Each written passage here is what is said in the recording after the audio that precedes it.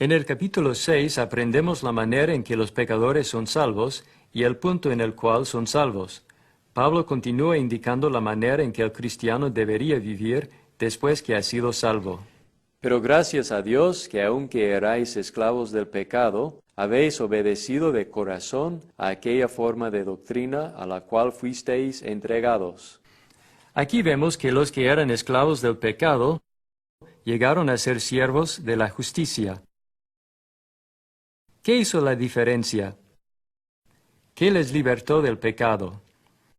¿Cómo llegaron a tener acceso a los beneficios de la sangre purificadora de Cristo? En otras palabras, ¿qué hicieron llegar al cristianismo? Primeramente, al responder estas preguntas, notemos que ellos fueron obedientes.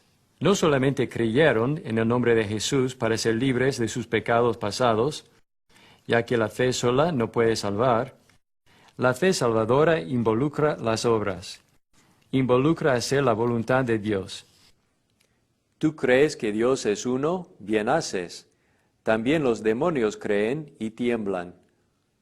¿Más quieres saber, hombre vano, que la fe sin obras es muerta? Vosotros veis, pues, que el hombre es justificado por las obras, y no solamente por la fe. Jesús también confirmó la necesidad de obedecer. No todo el que me dice, Señor, Señor, entrará en el reino de los cielos, sino el que hace la voluntad de mi Padre que está en los cielos. No es suficiente simplemente invocar al Señor, o incluso jactarnos de lo que hayamos hecho en su nombre. Jesús dijo que debemos hacer la voluntad del Padre. A diferencia de las obras y mandamientos de hombres, las obras de Dios pueden salvar. Porque todo aquel que hace lo malo aborrece la luz y no viene a la luz, para que sus obras no sean reprendidas. Mas el que practica la verdad viene a la luz, para que sea manifiesto que sus obras son hechas en Dios. Amigo, cuando hacemos lo que la verdad dice, entonces venimos a la luz. Dios salva al pecador cuando éste obedece a la verdad. Ninguno de nosotros puede salvarse por sí mismo. Pero cuando obedecemos a la verdad, recibimos como resultado la salvación. Eso es exactamente lo que pasó en Romanos 6. Los pecadores en Roma fueron libertados del pecado después de haber obedecido. Ahora que hemos aprendido que fueron obedientes, preguntemos, ¿a qué fueron obedientes? Pero gracias a Dios que aunque erais esclavos del pecado, habéis obedecido de corazón a aquella forma de doctrina a la cual fuisteis entregados. Entonces, ¿qué obedecieron? Obedecieron la forma de doctrina. ¿Pero cuál fue la doctrina? ¿Qué se les enseñó? Además os declaro, hermanos, el evangelio que os he predicado, el cual también recibisteis, en el cual también perseveráis, por el cual asimismo, si retenéis la palabra que os he predicado, sois salvos si no creísteis en vano. Porque primeramente os he enseñado lo que asimismo recibí, que Cristo murió por nuestros pecados conforme a las Escrituras.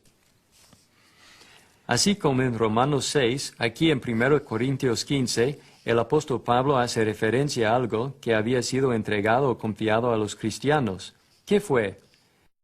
¿Fue la predicación de Pablo acerca de la muerte, sepultura y resurrección de Cristo? Estos tres factores son fundamentales para entender el Evangelio de Cristo. Son fundamentales para garantizar la salvación. En cuanto a la muerte de Cristo, la Biblia explica acerca del horrible azotamiento y crucifixión que experimentó.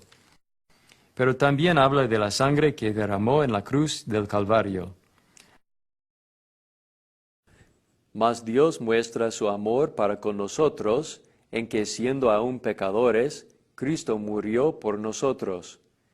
Pues mucho más, estando ya justificados en su sangre, por él seremos salvos de la ira.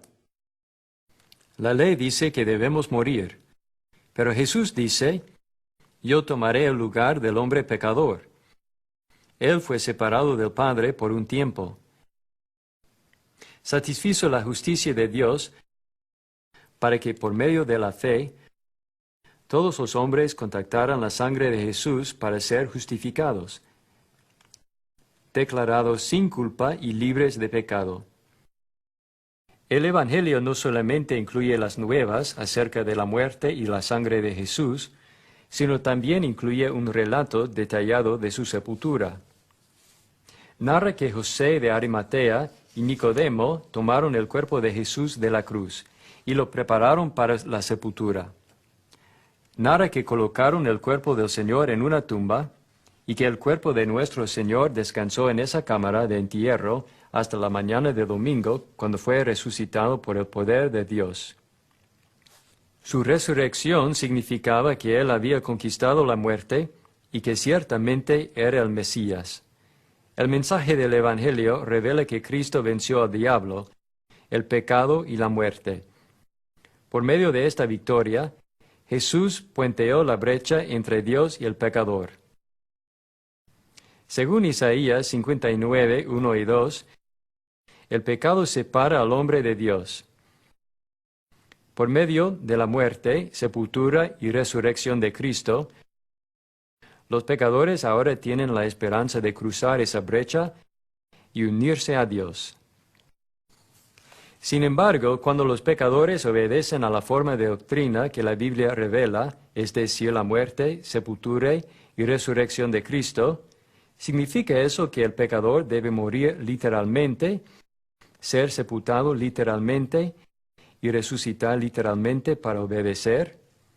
Escuchemos otra vez Romanos 6, 17 para aprender exactamente lo que el pecador debe obedecer. Pero gracias a Dios que aunque erais esclavos del pecado, habéis obedecido de corazón a aquella forma de doctrina a la cual fuisteis entregados.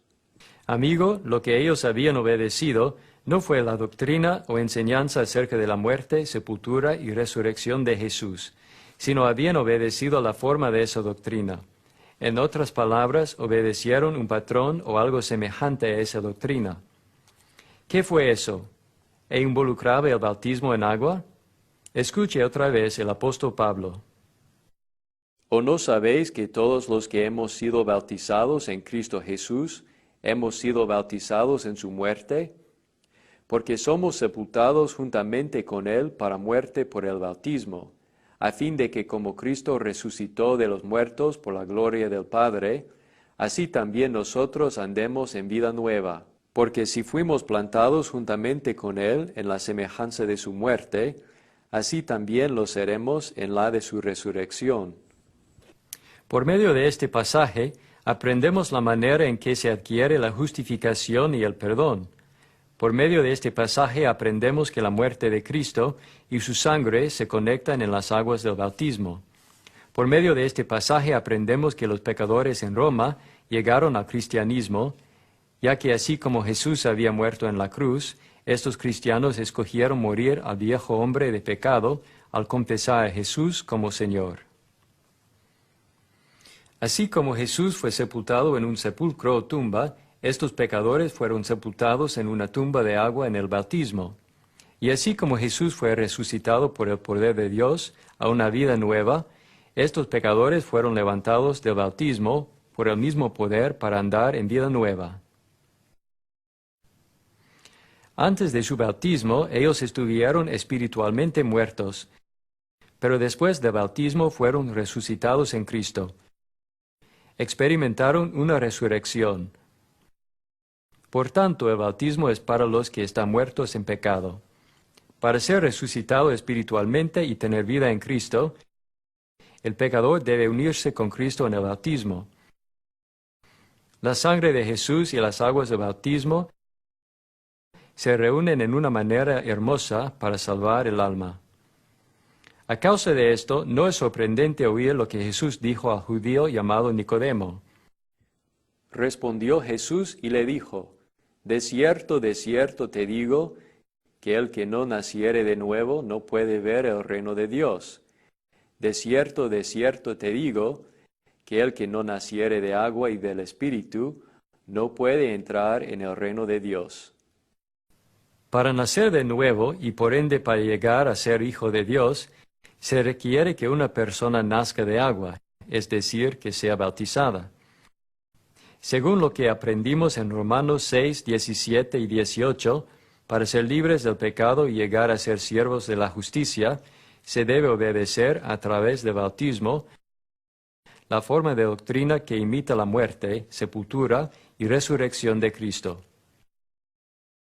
En Romanos 1:16 aprendemos que el Evangelio es el poder de Dios para salvación. En Romanos 6:17 aprendemos que se puede obedecer y se debe obedecer al Evangelio. Entonces, usted y yo debemos llegar a entender la importancia de la siguiente escritura. Y a vosotros que sois atribulados, daros reposo con nosotros, cuando se manifieste el Señor Jesús desde el cielo con los ángeles de su poder, en llama de fuego, para dar retribución a los que no conocieron a Dios, ni obedecen al Evangelio de nuestro Señor Jesucristo. Mi amigo, se debe obedecer al Evangelio. El pecador no puede salvarse a sí mismo al ser crucificado literalmente, ser sepultado literalmente y ser resucitado literalmente de la tumba. Pero el pecador puede hacer algo similar. Puede ser bautizado en Cristo y luego puede ser levantado para andar en vida nueva.